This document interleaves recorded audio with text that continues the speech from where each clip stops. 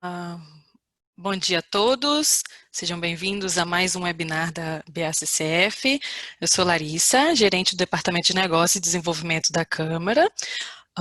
E agora, em alguns minutos, eu vou introduzir o Cláudio, que é o nosso chefe do Comitê de Membership da BACCF. Ele vai falar um pouquinho sobre os benefícios de associação e passar a palavra para o Gui e sim a Juliana. Por favor, Cláudio, bom dia.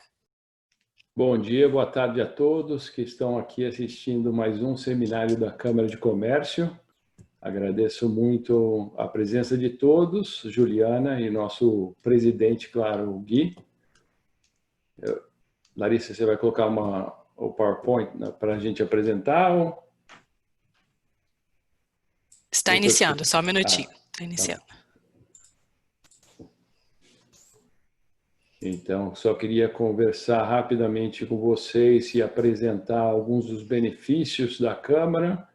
Não vamos perder muito tempo, porque o mais importante aqui hoje é escutar a Juliana. Se você puder passar, Larissa, para a próxima. Vocês estão vendo os meus slides? Sim. Ok. Se você mudar para a próxima. Perfeito. 10 motivos, rapidamente passar para vocês. Eu não preciso falar muito, mas networking é um deles. Nós temos eventos todos os meses, todas as semanas hoje em dia, ainda mais hoje com webinars. Nós estamos trazendo bastante benefício para os nossos membros e não membros também, mas vamos ter vários webinars que vão ser específicos para nossos membros e gostaríamos que todos possam participar. Além disso, indicações via nosso website, via vários dos eventos, criar credibilidade no mercado, onde nós estamos hoje, visibilidade através de sua participação como membro nos eventos, nos comitês e várias atividades da Câmara. Hoje nós já estamos bem adaptados ao tema do Covid-19 que tem afetado todos. Vocês vão ver uma das palestras aqui hoje, assim como outros eventos que nós estamos proporcionando. Oportunidade de negócios que aparecem durante os nossos eventos. Nós vamos ter para aqueles que já são membros, nós vamos ter um evento somente para membros, na qual cada membro vai apresentar o que eles fazem. Vai ser uma grande oportunidade para que a gente possa se conhecer e fazer nosso network interno. Descontos exclusivos em certas atividades e oportunidades, responsabilidade social corporativa, comunidade empresarial entre o Brasil e os Estados Unidos, que é a nossa função por mais de 35 anos, ferramentas de divulgação internas que nós temos, e o mais importante, que eu acho que tem tido um grande benefício para mim pessoalmente e para nossas empresas, a participação em comitês. Eu venho participando da Câmara há mais de 20 e poucos anos, se não é 25, já perdi os números dos anos, mas tem sido muito gratificante e tem dado uma boa visibilidade do mercado local. No mais, se vocês tiverem algum contato ou quiserem algum contato, por favor, fiquem à vontade de mandar um e-mail para o nosso pessoal, Larissa, Mary ou mesmo eu, e podemos passar essa informação depois desse seminário. E participe nos próximos eventos. Aqui a Larissa já colocou alguns dos nossos próximos eventos e aqui vocês podem ver que o último que está listado ali, o Open Mic, que é o que eu comentei dos Membership Committee, que nós vamos dar a oportunidade de todos os membros de participarem. Temos o webinar de ingressar e investir no mercado americano. Um outro seminário também com o nosso cônsul, João Mendes Pereira. Vai ser uma excelente oportunidade para estar escutando o nosso cônsul localmente e o planejamento de herança e sucessão empresarial. Nisso, eu passo a palavra para o nosso presidente Gui. Muito obrigado, Cláudio. Boa tarde a todos. Um prazer estar aqui. Eu sou o presidente da Câmara Brasil-Flórida, de Comércio. Meu nome é Guilherme Gatti. Aqui na nossa família todos já me tratam como Gui, já não tem mais como sair dessa. E tem sido uma honra e acho que um grande desafio esse ano especificamente, devido a todas as transformações que nós temos passado, né? Não só como Câmara, mas como comunidade, como negócios, e tendo que se adaptar a uma nova norma de trabalho, né? A Câmara, que sempre lutou para agregar valor para os membros, para os sócios, muito disso através de eventos de networking, onde as pessoas podiam se conhecer, interagir, trocar ideias, e, obviamente, essa maneira de trabalhar hoje mudou. Então, foi um esforço homérico, o staff fez um trabalho excelente em transformar, repensar as plataformas, os canais com o qual a gente se comunica e como utilizar ferramentas como o webinar para continuar trazendo assuntos de interesse e agregando valor aos sócios. Nós temos buscado trazer seminários, webinários que, de novo, sejam interessantes, ouvindo aí o que o mercado está pedindo, o que as pessoas querem saber, as informações que a gente recebe, as perguntas que vêm via site. E hoje nós temos a grande oportunidade e o prazer de estar com a doutora Juliana Pavajot. Espero que tenha falado direito o teu nome, doutora. Tá certo. Que é formada em Direito pela Universidade de São Francisco, em Bragança Paulista, que eu estava falando que é perto de onde eu cresci, Taubaté, e completou seu mestrado em Direito Internacional aqui na University of Miami, né, aqui na Flórida. Doutora Juliana exerce Direito nos Estados Unidos, na área de Imigração e Negócios, Business Immigration, facilitando o processo de obtenção de vistos de trabalho, vistos para investidores, petições através de família e processos de imigração, como o Green Card aqui nos Estados Unidos. Doutora, muito bem-vinda. Estamos aqui interessadíssimos para saber as novidades que você tem para nos contar. Vou pedir a gentileza para aqueles que querem participar, por favor, mandem as perguntas via chat, que a Larissa vai nos ajudar a encaminhar para a doutora Juliana. Ok? Vamos lá, doutora, a bola é tua. Muito obrigada, Cláudio. Obrigada, Gui. Já vou te chamar de Gui também, né? Bem-vindos a todos. Eu vou colocar aqui na tela a minha apresentação. Vamos ver se eu acerto isso. Larissa não está deixando eu dividir. Na barra embaixo tem o Share, verdezinho, aí você aperta. Está dizendo Host Disabled Participant Screen Sharing. Só um minutinho. Acho que você tem que me autorizar. Pode tentar de novo, por favor. Ok. Foi? Acho que sim, foi? Foi, está começando. Perfeito. Ótimo. Bom, vamos lá então. Boa tarde de novo a todos. Eu vou falar um pouquinho sobre a mudança na política de imigração devido a essa pandemia e também devido às novas políticas do presidente que nós temos hoje, que é o Donald Trump. Eu acredito que todos tenham visto já ele falar e ele está pegando bem pesado, né, vamos dizer, com relação à imigração. Então, ele tem realmente feito de tudo para poder diminuir a quantidade de imigrantes e não imigrantes que venham para os Estados Unidos. Na realidade, nenhuma lei assim específica mudou, mas as políticas vão mudando e as coisas às vezes vão ficando mais difíceis para alguns tipos de vistos, alguns tipos de green cards, tá? Que seria o visto de imigrante. Vamos lá, próxima. Tá.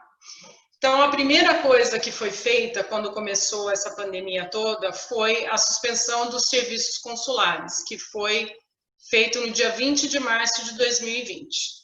Tá? Então, essa suspensão, ela afetou os vistos de não imigrantes, ou seja, mesmo que você tenha um visto aprovado aqui na imigração, né, porque certos vistos você precisa de uma aprovação primeiro no sistema de imigração dos Estados Unidos, aqui dentro dos Estados Unidos, ou seja, uma empresa pode fazer uma petição para um visto de trabalho para um trabalhador, isso é um visto temporário, essa petição está aprovada aqui.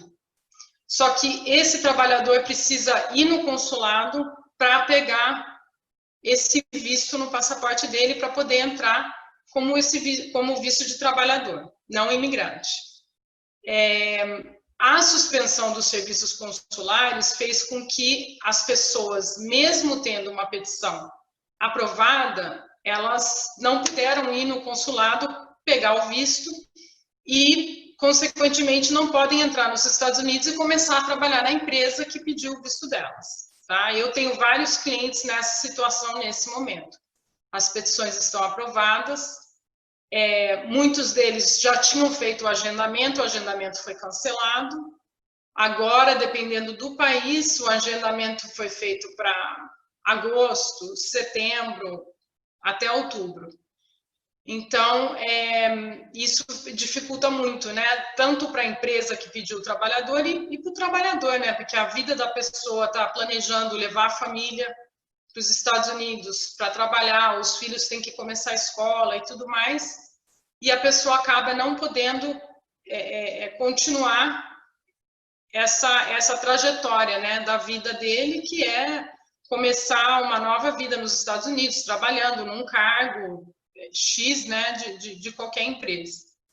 Então, isso afetou demais as pessoas que estavam já com planos de vir para cá.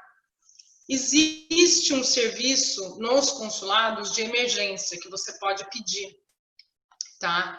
Então, eu até fiz agora um pedido de emergência de um trabalhador temporário, de uma empresa de biotecnologia que está desenvolvendo testes para o Covid, testes para ver se a pessoa tem anticorpos, testes para ver qual o efeito do Covid numa gravidez, por exemplo, né?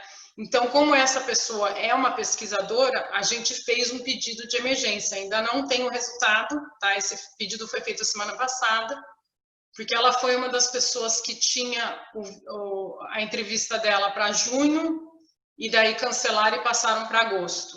Então, a gente pediu para ver se eles atendem ela de uma forma, né, emergencial. Eu não entendo por que o consulado não pode fazer o que a gente está fazendo agora, né, que uma entrevista através do Zoom.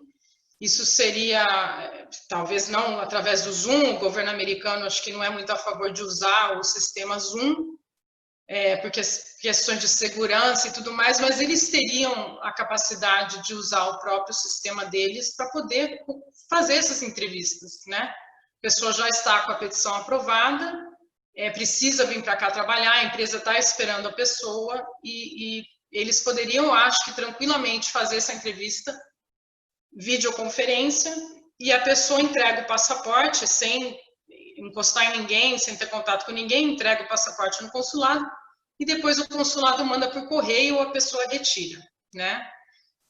Mas isso não é uma coisa que o governo quis fazer até agora, né?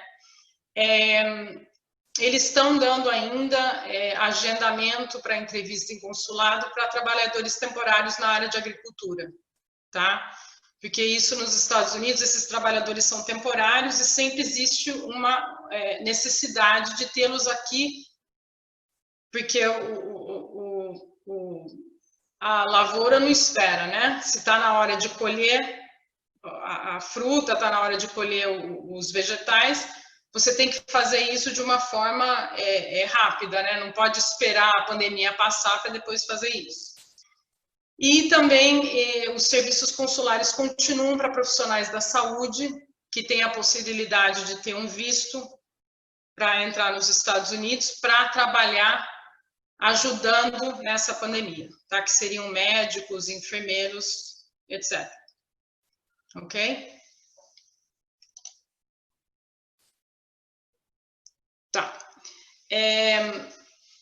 Outra coisa que ficou suspensa também foram os atendimentos dentro dos Estados Unidos no sistema, nos centros de imigração aqui nos Estados Unidos, tá? Que a gente chama de USCIS, United States Citizenship and Immigration Services. Então, quando você faz um pedido de um green card aqui dentro dos Estados Unidos, ou quando você aplica para a sua cidadania, você passa por um sistema que eles têm que colher as suas impressões digitais, depois você tem que passar por uma entrevista, no caso de cidadania você tem que passar um teste de cívica, um teste de inglês, e então tudo isso ficou suspenso. Mais uma vez, na minha opinião, muitas dessas coisas poderiam ser feitas de uma forma segura, através de vídeo, mas foi tudo cancelado. Inclusive, eu tenho clientes que têm a sua cidadania já aprovada, já passaram na prova, fizeram a entrevista, tudo, só estão esperando o juramento da bandeira, né? Que é uma cerimônia que poderia ter sido feita através de vídeo, né? Tudo isso faz com que o sistema fique mais lento e tudo que tinha que ter sido feito vai ficando na fila, né? Então, faz com que atrase todos os processos, tá? Não tem nenhum agendamento futuro, tá? Tudo isso foi suspenso até o dia 3 de junho. Eles estão dizendo que vão abrir dia 3 de junho, mas eu acredito que dependendo do local, se tiver assim, se a pandemia estiver pior numa cidade ou numa certa região, pode ser que eles não abram no dia 3 de junho. Não é que todo mundo vai abrir, todos os centros vão abrir no país inteiro, tá? Eles ainda atendem alguns serviços de emergência, que você pode, na realidade, funciona melhor telefonar do que mandar um e-mail, mas se você acha que você deve ser atendido por motivos de emergência, você precisa, por exemplo, viajar, você é uma pessoa que tem um green card, o seu green card está vencido e você já fez o pedido para renovar o seu green card, mas precisa viajar imediatamente por questões pessoais ou de trabalho, eles estão agendando para colocar um carimbo no seu green card que está vencido, estendendo o green card por 6 meses, 1 ano, o tempo que eles acharem que eles devem estender. Tá? Então, esses são os serviços de emergência aqui dentro dos Estados Unidos que ainda estão acontecendo. O sistema de premium processing também foi suspenso. Eu não entendi por quê. O serviço de imigração continua funcionando normalmente. Então, todas as petições de família, petições de vistos de trabalho, petições de green card, continuam funcionando. Então, tudo isso você pode mandar para o centro de imigração, né, o sistema, que analisa as petições, e eles continuam recebendo e continuam dando aprovações ou não aprovações, ou pedindo mais documentos, eles continuam funcionando normalmente. A única coisa que foi suspensa foi o Premium Processing, que é um sistema onde você paga uma taxa alta e eles respondem em 15 dias, tá? Então, eles te dão uma aprovação, ou eles vão negar o seu caso, ou eles vão pedir mais provas para o seu caso, só que eles te dão em 15 dias, tá? Eles têm esse prazo, se eles não responderem em 15 dias, eles devolvem o dinheiro. Mas então esse Premium Processing foi suspenso, apesar do sistema ainda estar funcionando, as pessoas ainda estão trabalhando, tá? Então, vamos lá. Próximo slide.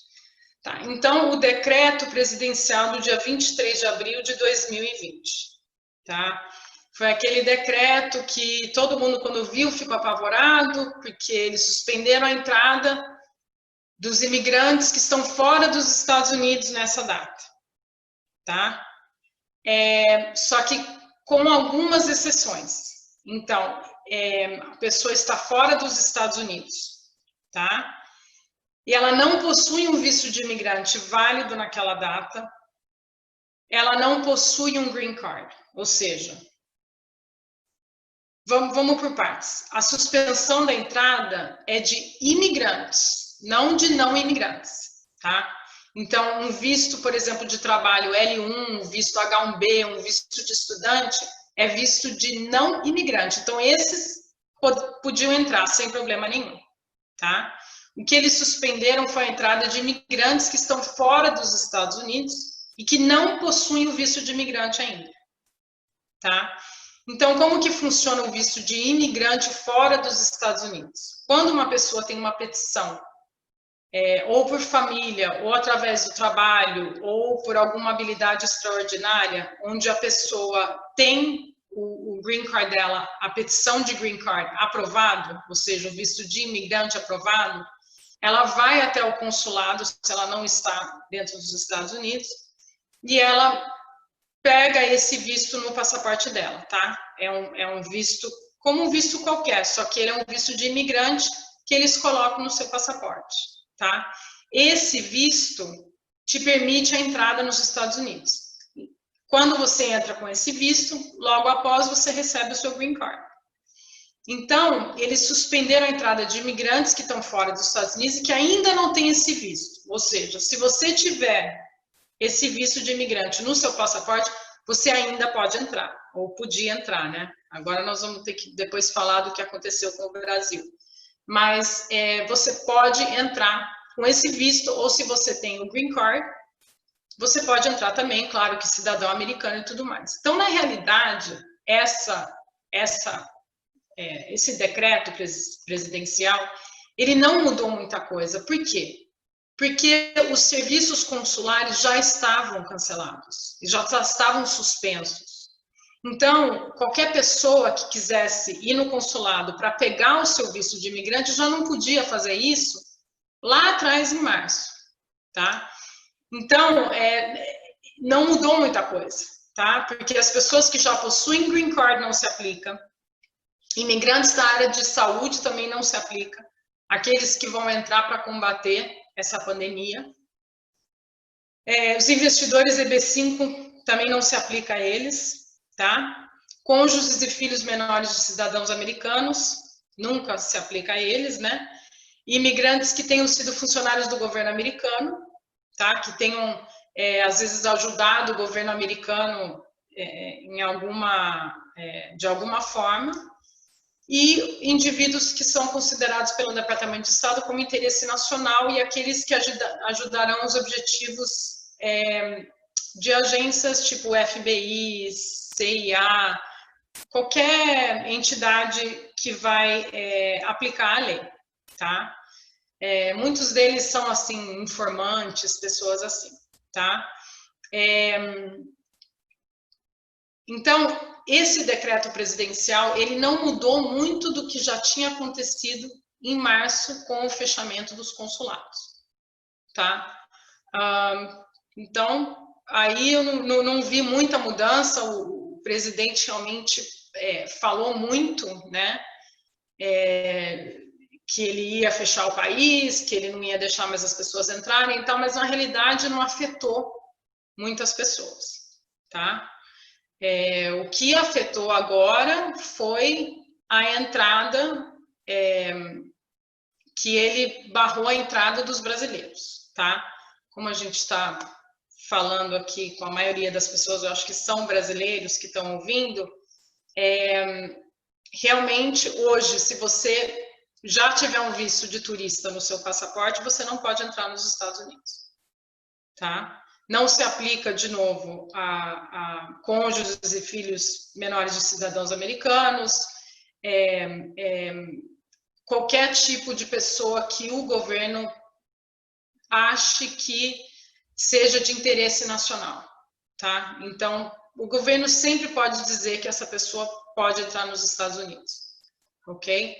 Mas o que está acontecendo hoje com relação a isso tem mais a ver com a pandemia, né?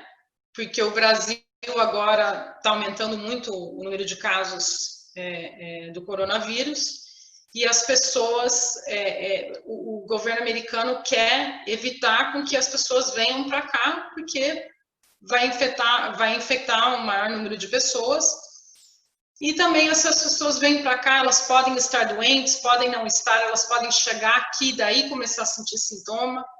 Então, ele fechou para o Brasil agora, mas ele já tinha fechado para vários países, né? 26 países europeus ele fechou: Áustria, Bélgica, República Tcheca,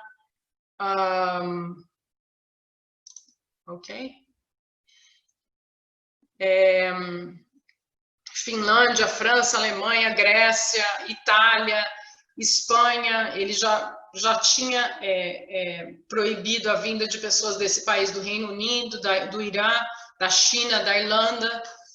Então, agora ele simplesmente, os Estados Unidos adicionou o Brasil a esse número de países, tá? De uma forma para tentar proteger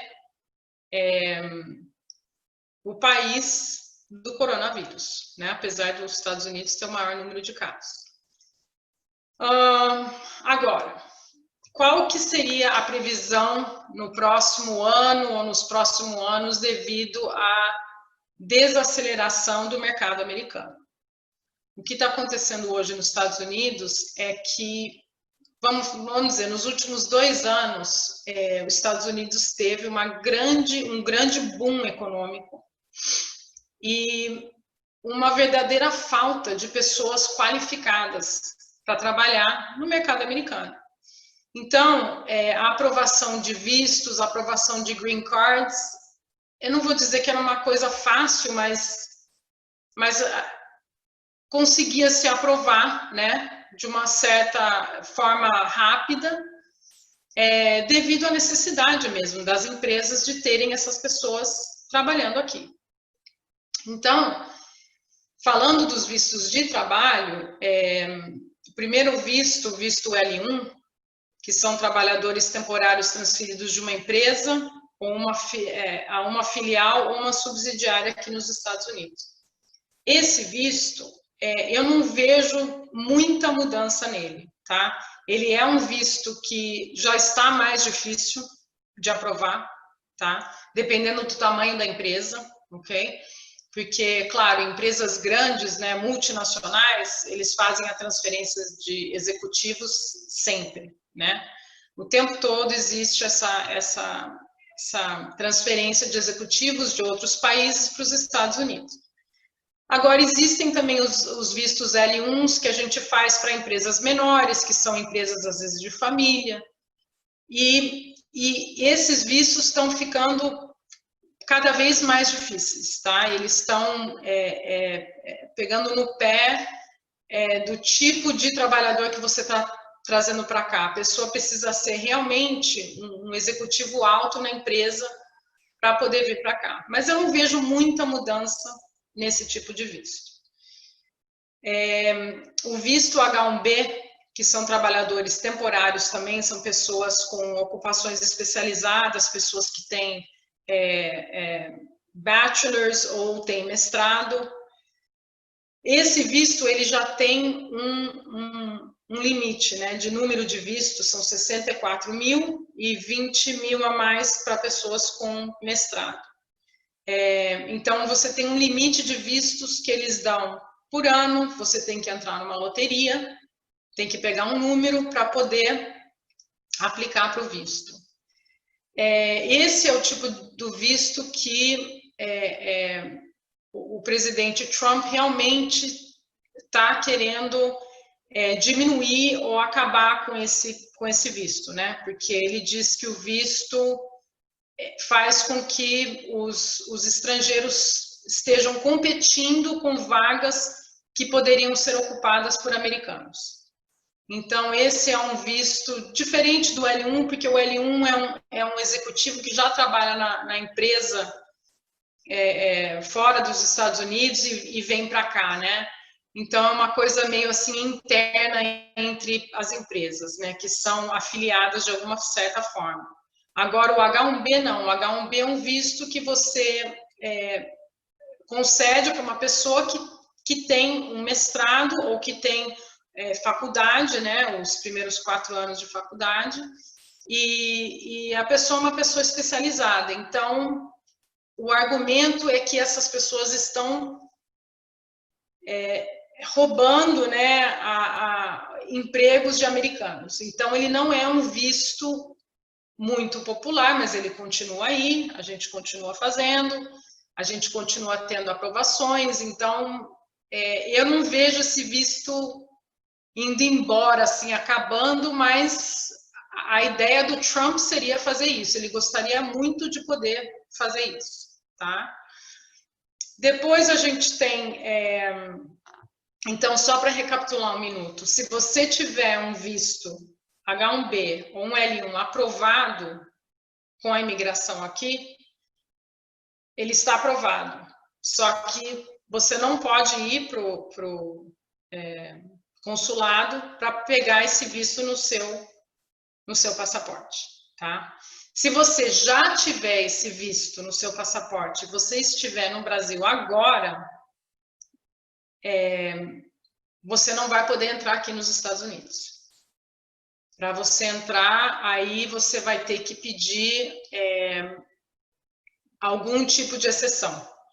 Por necessidade de trabalho, a empresa, né, você tem reuniões marcadas, a empresa vai perder dinheiro se você não vier para cá, vai ter que ter algum motivo especial para você poder ter essa autorização de emergência para poder entrar, tá? O visto E1 e o E2, tá? Esses 2 tipos de vistos são vistos para pessoas que possuem nacionalidades de algum país que tem tratado de comércio assinado com os Estados Unidos, tá? O Brasil não é um desses países, mas a Itália Espanha França Argentina, Chile, Colômbia, México, Alemanha, e tem muitas pessoas no Brasil que têm dupla cidadania, né? Tem muito italiano brasileiro, por exemplo. Então, muitas vezes a gente faz o visto E2 para uma pessoa que tem o passaporte italiano, mas é brasileira também. Esse visto é um visto onde você investe num negócio aqui nos Estados Unidos, e o propósito do visto é criação de emprego, tá? Então, esse visto, eu não vejo ele desaparecendo também. Muito pelo contrário, eu vejo ele como um visto que vai ser muito bem visto, né? Pelo governo americano, porque você vai estar comprando uma empresa que está, de repente, quebrada, ou uma empresa que, né, o dono está precisando vender por qualquer motivo, ou você vai vir para cá e vai montar o seu próprio negócio. Montando o seu próprio negócio, você ajuda a economia local, você contrata pessoas, então ele é um visto que é popular, entendeu? Eu vejo esse visto continuando do mesmo jeito que sempre esteve, tá? É um visto que ajuda a economia, tá? O F1, que é o visto de estudante, ele é um visto excelente, você vem para cá estudar, você não pode trabalhar, a não ser depois que você se forma e você tem o período de OPT, né, que eles chamam que é Optional Practical Training. É onde você trabalha na sua área por 1 ano, ou se for na área de ciências, 2 anos, e você é permitido trabalhar depois que você se forma, para você ganhar experiência dentro da sua área, tá? O Trump não está feliz com os F1s e não está feliz com o fato deles terem o direito do OPT, tá? Esse programa OPT, ele existe nos Estados Unidos desde 1940, tá? Então, ele sempre existiu, a pessoa vem para cá, faz a faculdade, depois ela tem a oportunidade de trabalhar 1 ano ou 2, dependendo da área, e isso faz com que a pessoa ganhe experiência dentro da área dela. O Trump está querendo acabar com isso, ele fica falando o tempo todo que ele vai acabar com isso, mas isso não vai ser muito popular com as universidades. Por quê? Porque outros países como Inglaterra, China, eu acho que França também oferecem esse tipo de estágio ou de oportunidade de trabalho dentro da sua área após a conclusão de um curso. E acabar com isso vai fazer com que as pessoas repensem se elas querem vir estudar nos Estados Unidos ou se elas vão estudar na Inglaterra, por exemplo. E isso é ruim para as universidades americanas, que recebem milhares de pessoas, de estudantes estrangeiros todos os anos. Não só eles fazem grande parte dos estudantes nos Estados Unidos, mas eles pagam caro as universidades, porque eles pagam a taxa de um estudante internacional. Então, para as universidades é muito importante poder manter os alunos, e se eles não oferecerem o OPT, né, isso vai fazer com que as pessoas talvez não escolham estudar nos Estados Unidos, escolham estudar em outro lugar onde eles têm essa oportunidade. Então, apesar dele falar que ele gostaria muito de acabar com o OPT, eu acredito que ele vai receber uma pressão muito forte, não só das empresas nos Estados Unidos, que usam esse período de OPT para conseguir trabalhadores especializados, pessoas que estão formadas, mas também das universidades, que vão sofrer com isso, né? Aliás, as universidades já vão sofrer, porque o fato das pessoas não poderem viajar vai fazer com que os alunos não possam se registrar para as aulas e não possam vir estudar aqui. Então, as universidades já vão sofrer. Se ele ainda acabar com o OPT, vai piorar mais ainda para as universidades americanas, né, que dependem dos estudantes internacionais também.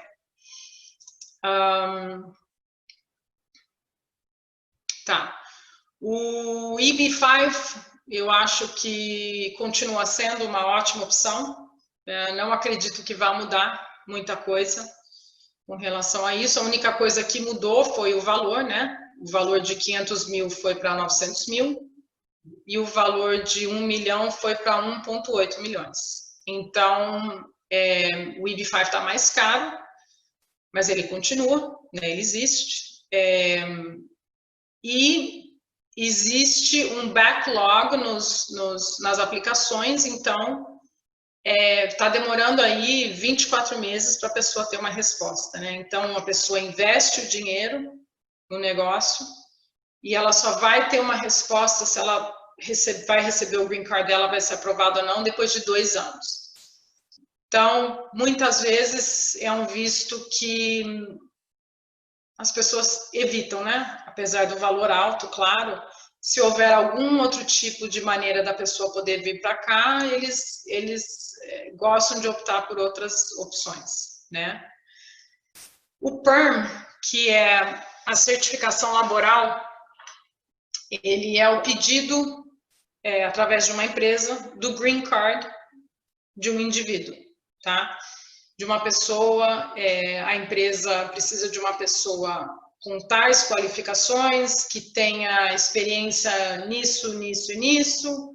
Então, a gente vai fazer uma certificação laboral. O que é uma certificação laboral? A gente pede para o Departamento de Trabalho americano, a gente diz, né, para o Departamento de Trabalho, olha, a gente fez o anúncio no jornal dessa posição, a gente precisa de uma pessoa qualificada dessa forma, com essas qualificações, com essa faculdade ou esse mestrado, e a gente anunciou no jornal e a gente não conseguiu nenhum candidato que tivesse essas qualificações. O Departamento de Trabalho aprova, e daí você passa para a fase onde você aplica junto à imigração. Você fala, olha, está aprovado pelo Departamento de Trabalho, eu quero pedir o green card dessa pessoa.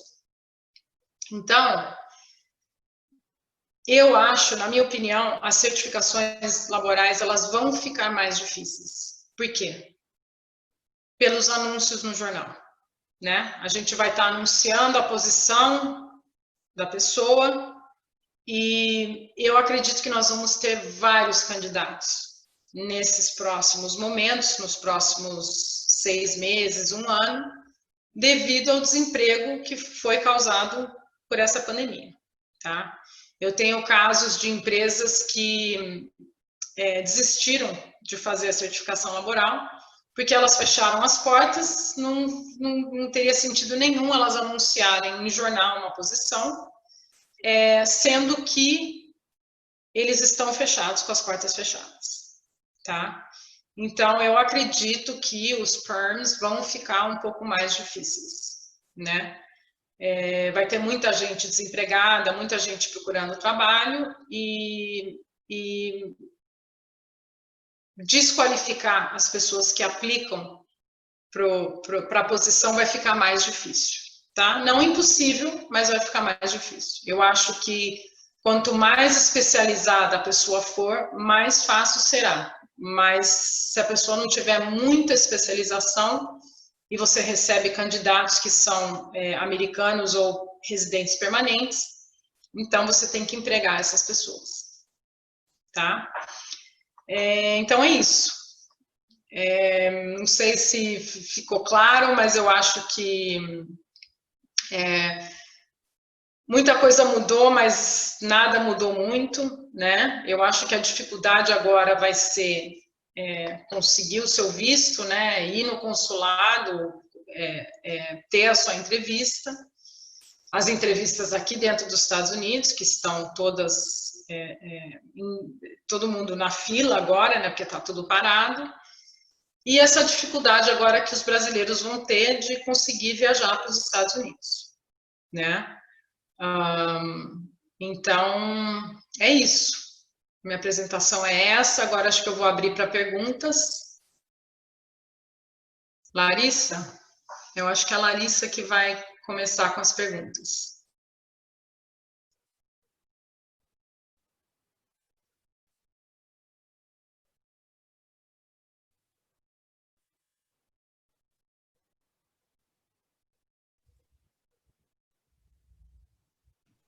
Acho que a gente está com alguma dificuldade aqui do áudio da Larissa, né? Ah, é? Ela está... Agora... Larissa? Me ouvindo? Agora sim. Nós temos sim algumas perguntas. Na verdade, já temos um total de 15 perguntas e o pessoal continua enviando. Eu vou ler. A primeira foi da Vani Ribeiro. Ela gostaria de saber se o Departamento de Imigração irá receber novos pedidos do visto H1 ou L1 e se as aplicações já enviadas serão colocadas em hold. Não, sim, eles estão recebendo aplicações para H1B e L1 e eles estão dando a resposta dessas petições normalmente, tá? A única coisa que não se pode usar é o Premium Processing, que foi o que eu falei no começo da minha apresentação, mas você pode mandar a petição, ela vai ser aprovada. Se a pessoa não estiver dentro dos Estados Unidos e ela tiver que pegar o visto no consulado, aí que vai ser o problema, que a pessoa não vai poder pegar. Mas eles estão recebendo petições, sim. Maravilha.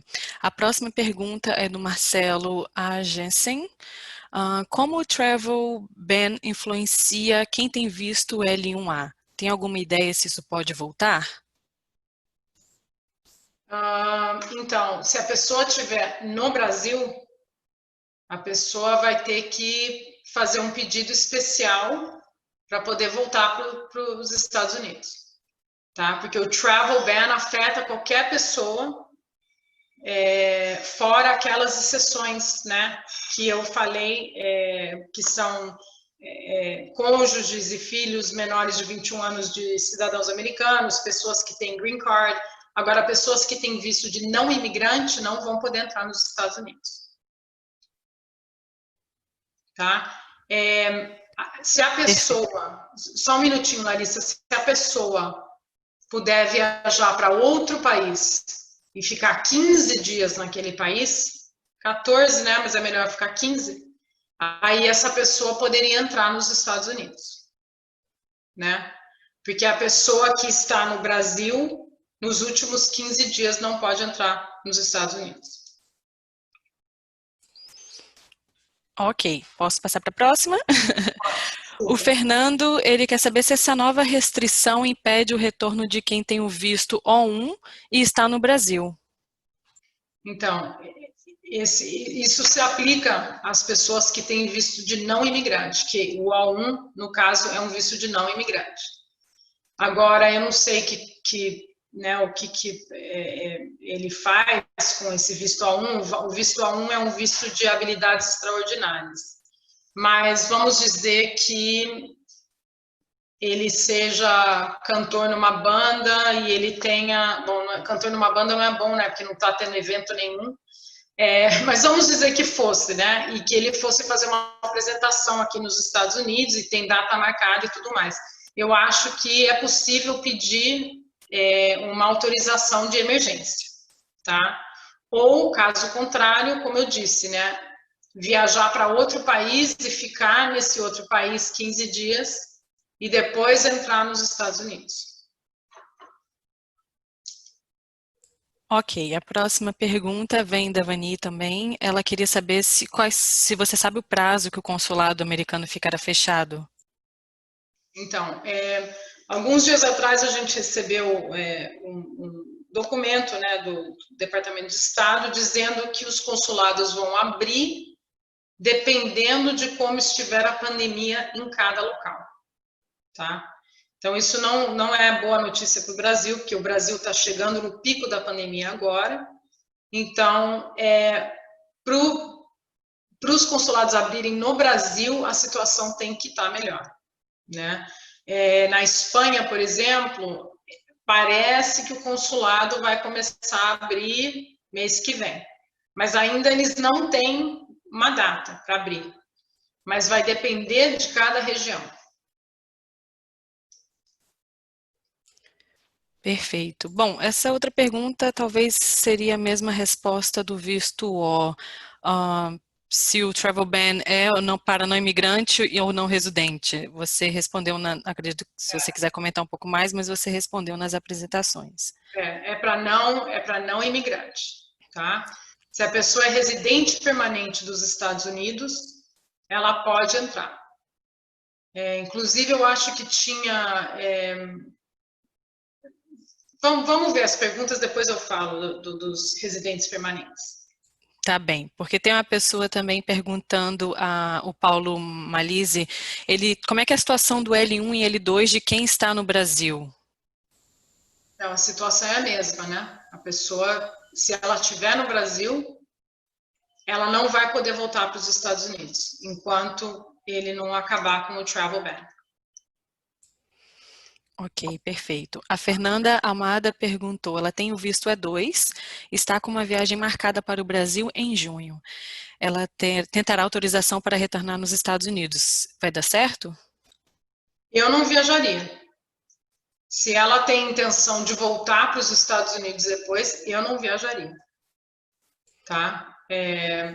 Porque você pode até tentar uma autorização de emergência, porque você tem que voltar para tocar o seu negócio e tudo mais, mas o fato de você estar nos Estados Unidos, quando o travel ban foi instituído, e mesmo assim você escolheu viajar, é bem provável que você não consiga voltar enquanto não tirarem o travel ban.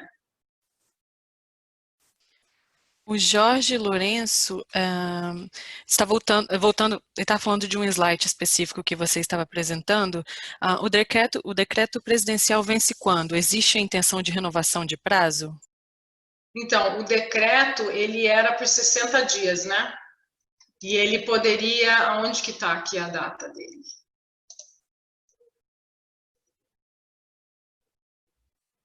Então, ele é válido por 60 dias. Então, ele foi decretado dia 23 de abril, tá? Então, faz 1 mês e 4 dias, tá? Então, nós temos mais 1 mês aí desse decreto e ele pode ser estendido quantas vezes eles quiserem.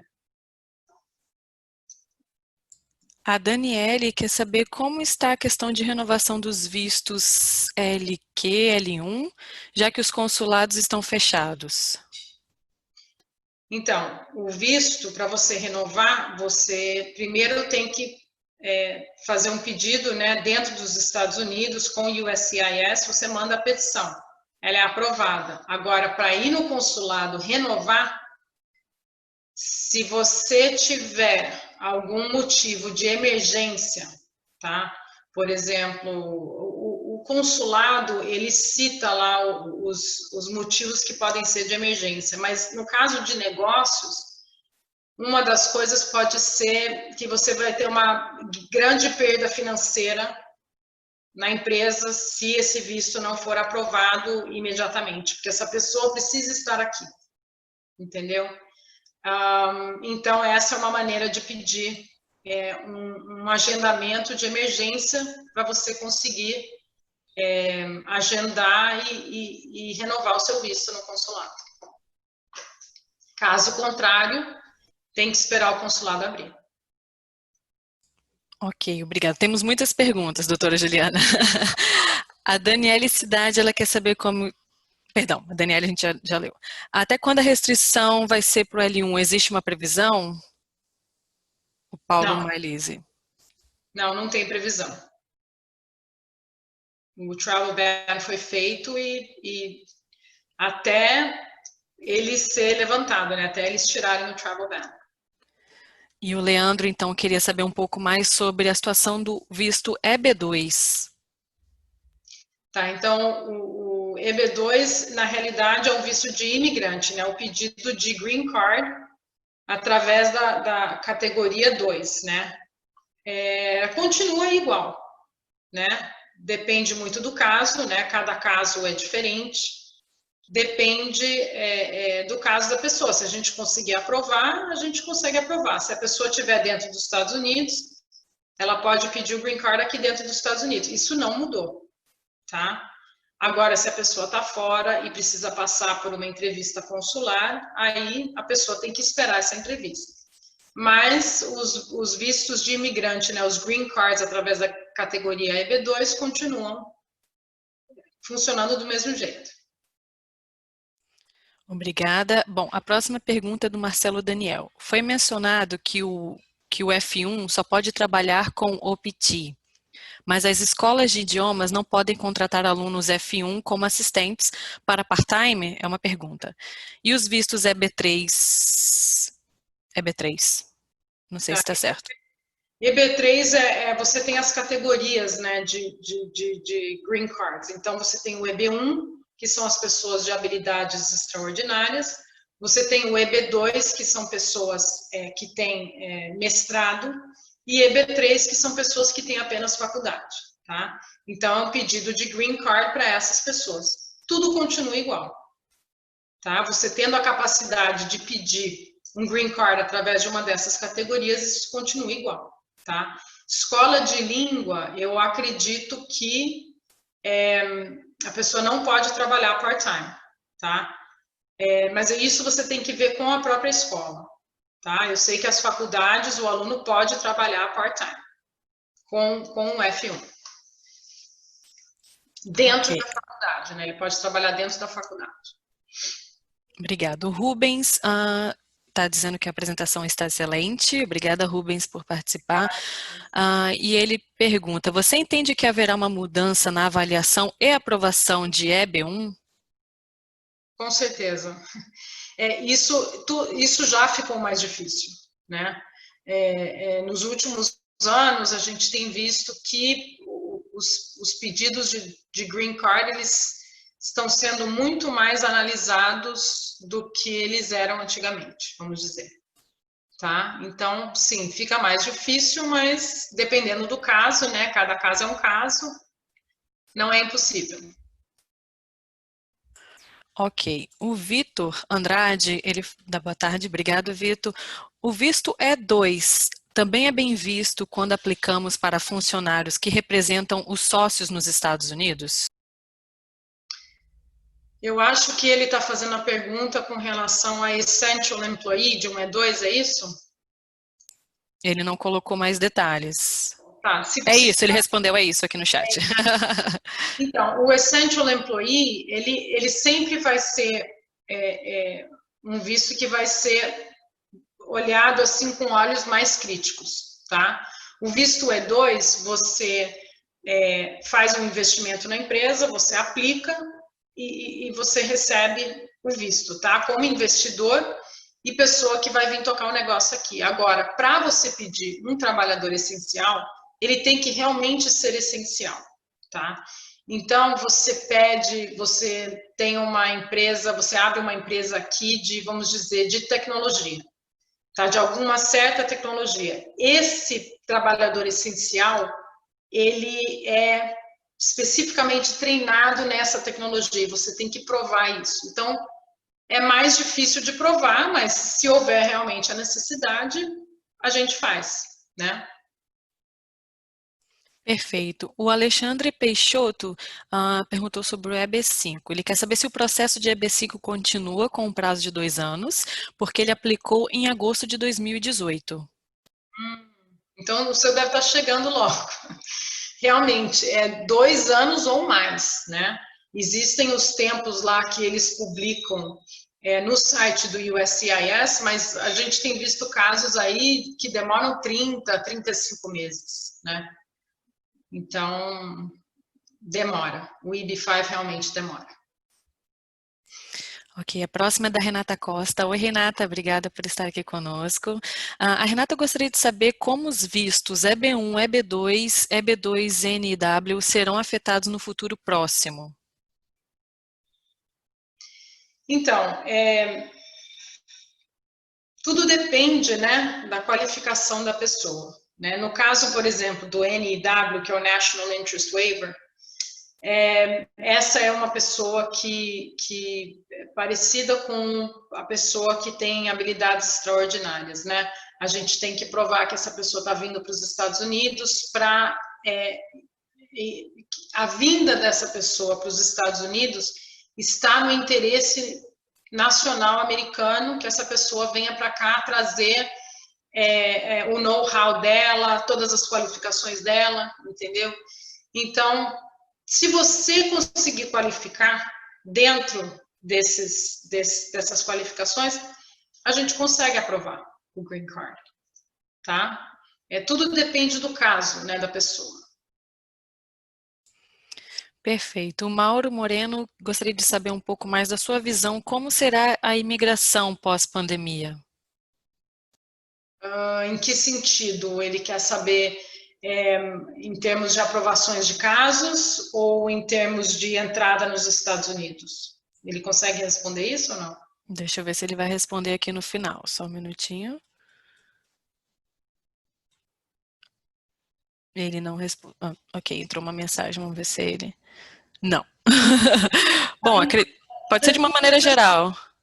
Eu acho que a imigração está ficando cada vez mais difícil, né?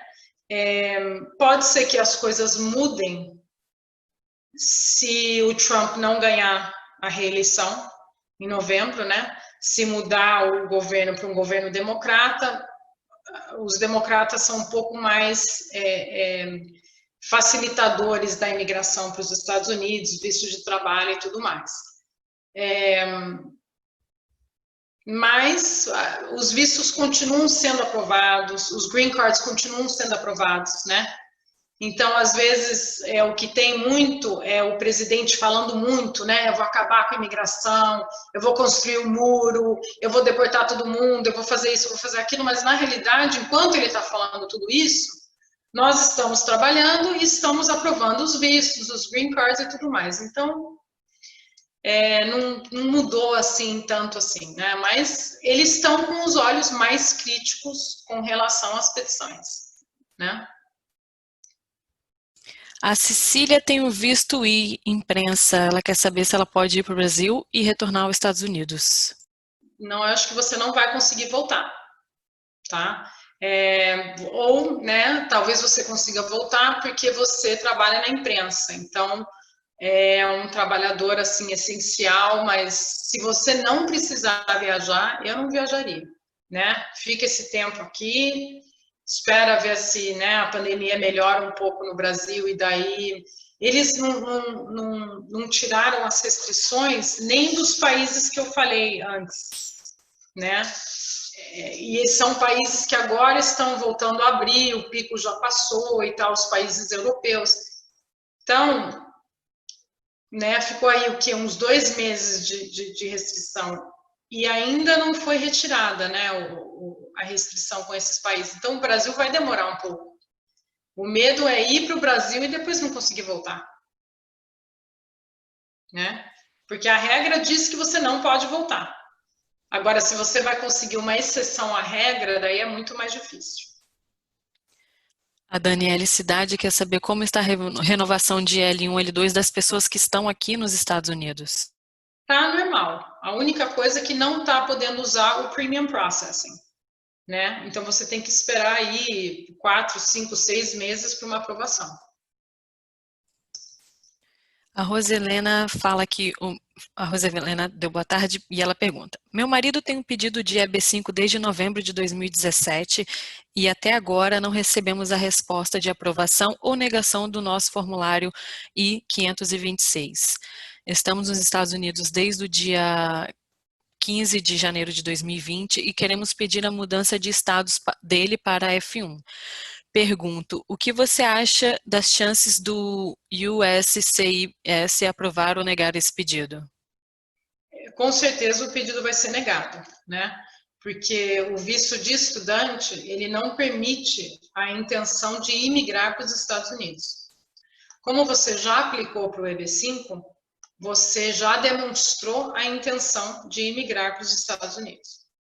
Então, como o F1 não tem essa dupla intenção, você não pode ter intenção de não imigrar e de imigrar ao mesmo tempo, é bem provável que o F1 seja negado. Perfeito. O Michel está perguntando, caso o consulado permaneça fechado nos meses de junho e julho, por conta da situação de São Paulo, as entrevistas de visto L1 de julho serão postergadas ou para o visto L1 eles continuam fazendo o processo normal? Não, elas estão postergadas, tá? Tá tudo postergado. O que você pode tentar fazer com L1, já que eu tô partindo do princípio que você já tem a aprovação. Tá só esperando, já preencheu o formulário DS-160, tudo só tá esperando marcar a entrevista. O que você pode fazer é pedir uma entrevista de emergência, demonstrando motivo de perda econômica da empresa com a falta da sua presença aqui, tá?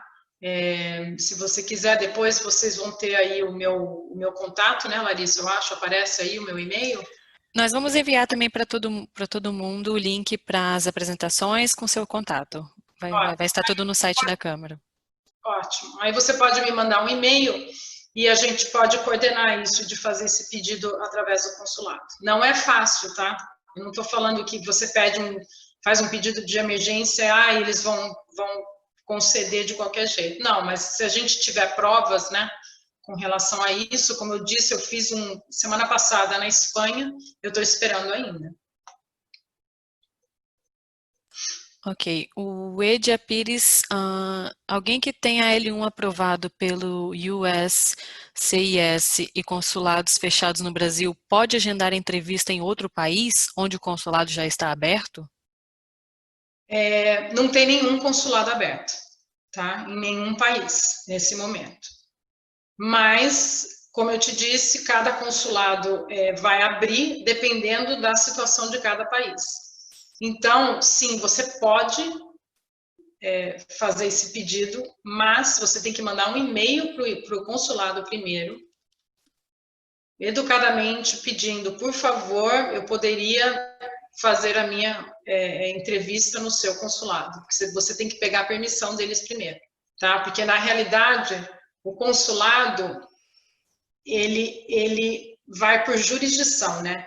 Então, você mora no Brasil, você mora em São Paulo, então o consulado que tem jurisdição sobre o seu caso é o de São Paulo. Se você mora no Rio, é o do Rio de Janeiro.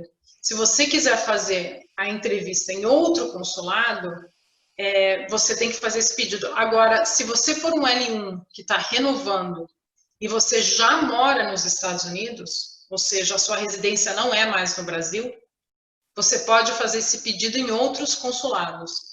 Só que tem que mandar um e-mail primeiro para eles, fazendo esse pedido, né? Moro nos Estados Unidos, os consulados no meu país estão fechados, gostaria de fazer o meu agendamento no seu consulado, me permite? E daí ver o que eles falam. Já nessa linha de consulado, a Camila quer saber se você acredita que podem abrir outros consulados, independente da situação global brasileira. Por exemplo, abrir o consulado de Porto Alegre, pois tem menor ocorrência de casos do Covid-19. O fechamento dos consulados é considerado nacional? Não, ele é por região mesmo, tá? A gente recebeu um comunicado do Departamento de Estado semana passada dizendo isso, que os consulados vão reabrir dependendo da situação local, tá? Então, pode ser realmente Porto Alegre, a pandemia não está tão ruim lá, pode ser que abra antes de São Paulo. E se a pessoa que está nos Estados Unidos e precisa renovar o L1, ela pode fazer sem ir ao Brasil? Ela tem que pedir aqui uma extensão do status dela, né? Quando você pede a renovação junto ao USCIS, você coloca ali no formulário que você está pedindo uma extensão do seu status aqui dentro dos Estados Unidos. Ok, vamos para as últimas perguntas, né, doutora Juliana? O fato de ter o fato de ter cidadania italiana agiliza de alguma forma o processo de obtenção do visto americano?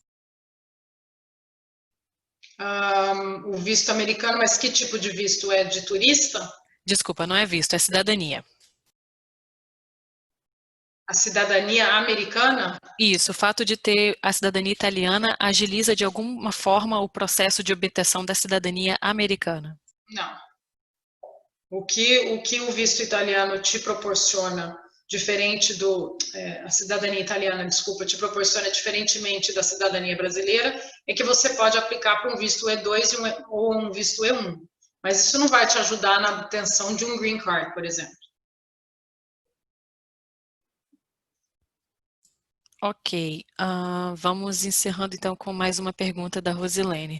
Nossos vistos F1 e F2 ainda estão válidos até maio de 21, mas meu marido é quem quer estudar agora, por isso estamos querendo pedir a mudança do status de B2 para F1 para ele. Pode dar certo? Ele está dentro dos Estados Unidos? Pelo que eu entendo, eles já estão aqui nos Estados Unidos. Tá. O status de B2 para F1 você pode pedir, mas depende de várias coisas, né? Eu teria que ter um pouco mais de informação para responder essa pergunta, teria que analisar o caso. Temos mais uma da Renata. Os pleitos consulares serão menos bem vistos? Como assim? Qual que é o... Mandou a pergunta... Não tem. Renata, você está aí? Tipo, se vai haver uma dificuldade nos consulados de conseguir visto, talvez? Eu não acho que... Sim, isso, sim. Eu não acho que vai haver uma dificuldade. Eu acho que a dificuldade é individual, né?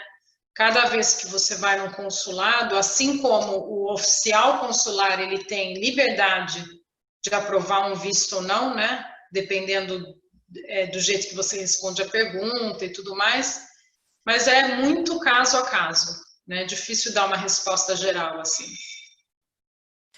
Então, por último, nós temos o Bruno Santos, você já comentou, mas acho que pode reforçar. Ele queria, então, confirmar que não é necessário retornar ao Brasil para renovar o visto L1.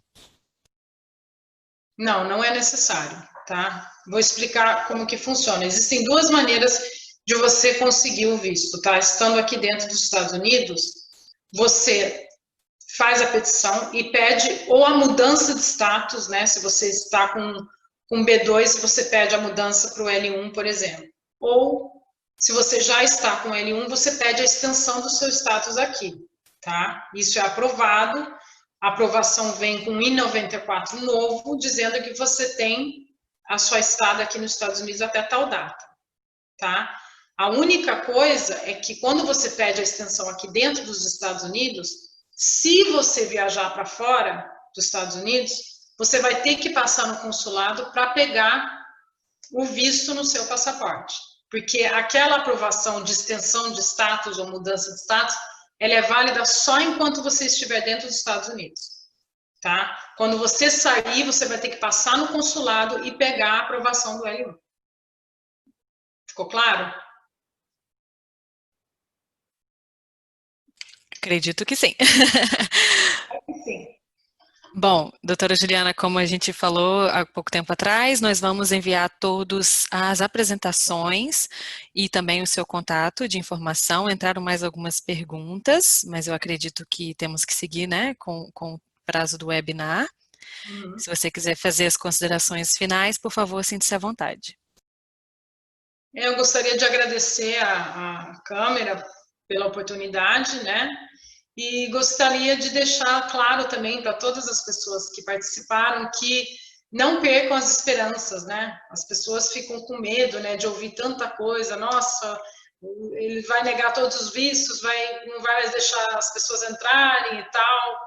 Vamos ter toda a esperança, vamos pensar positivamente, porque eu continuo fazendo o meu trabalho, os vistos e os green cards continuam sendo aprovados, tá? Então, é isso, gente. Qualquer pergunta, vocês vão ter aí meu contato, meu e-mail, vocês podem mandar um e-mail e a gente pode conversar. Tá? Um abraço a todos, obrigada por tudo. Muito obrigada, doutora Juliana, obrigada a todos pela participação. Boa tarde. Boa tarde.